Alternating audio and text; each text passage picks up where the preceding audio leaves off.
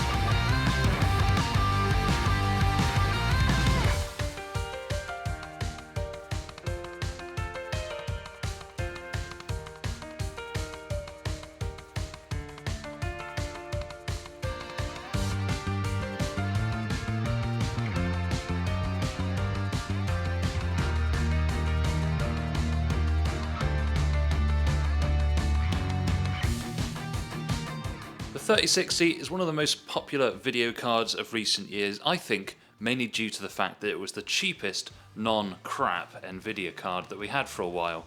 Initially it retailed at about £330, which was a bit silly, but after about a year these were going for around the £270 to £300 mark, which is just about acceptable. For that you get access to solid 1080p gaming as well as 1440p thanks to DLSS.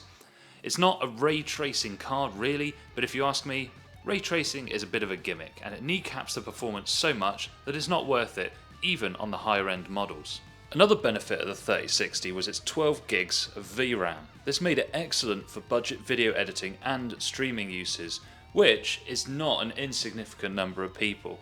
As you can see from the performance, it can just about stay afloat in 1440p gaming.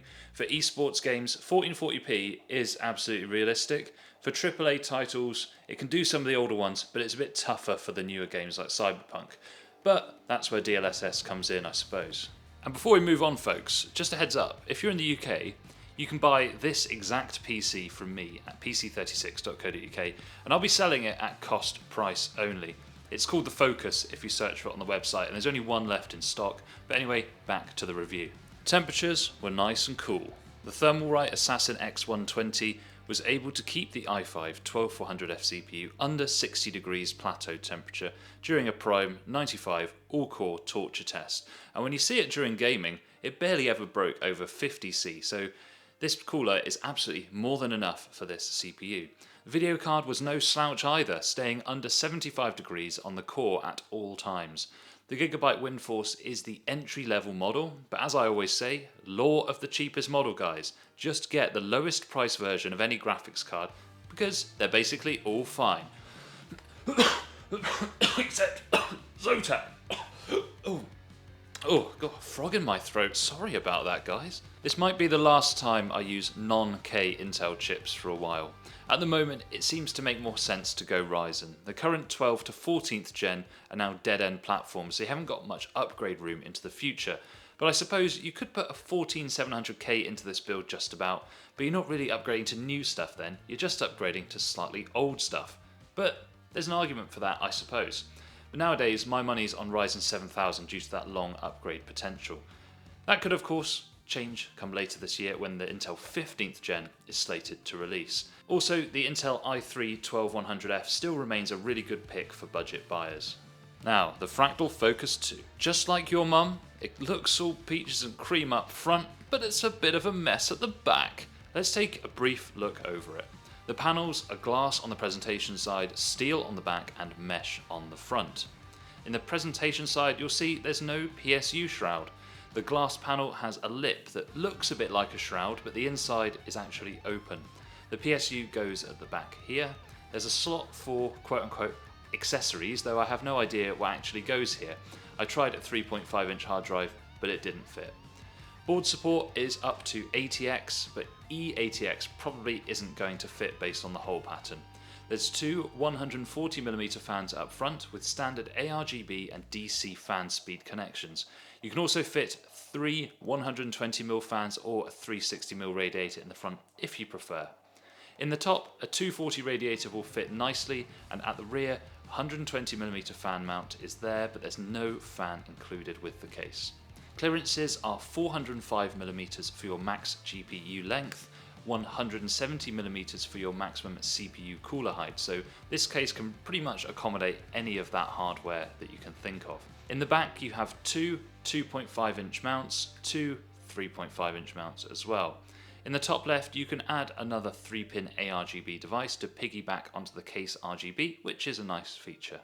Front panel cables are USB 3, HD audio, power button and ARGB plug. As you can see, there's little to no cable management space in the back, and this is honestly the best I could do. Don't get me wrong, the panel slides on just fine and it all goes together without bulging. It just bugs me that Fractal didn't really think about this. They usually bang on with this kind of thing. I'm not one for this kind of over-the-top, over-tight cable management that you sometimes see, because as an experienced builder, I know how annoying it is if you want to change anything later. I prefer it fairly neat but functional, and with the key ability to get at any of the components that you need to. Anyway, asides aside, the end result is nice looking. The cable extensions give a pop of colour and professionalism. The Focus 2 case, while frustrating at times, gives a professional look at an affordable price. What I like about this build is that it's nicely balanced, the right hardware combinations at a sensible budget. So in conclusion, the RTX 3060 can still hang today, and by my reckoning, you've got at least 4 years of high settings 1080p gaming left, with 1440p being absolutely possible in many titles, including those really popular esports games. DLSS might even stretch you that little bit further. What do you think, dearest viewer? Would you have changed anything if you were building this one yourself? We've also done a higher spec RX 7800 XT build in this very same case, so check out that linked down in the description. And until next time guys, I'll catch ya.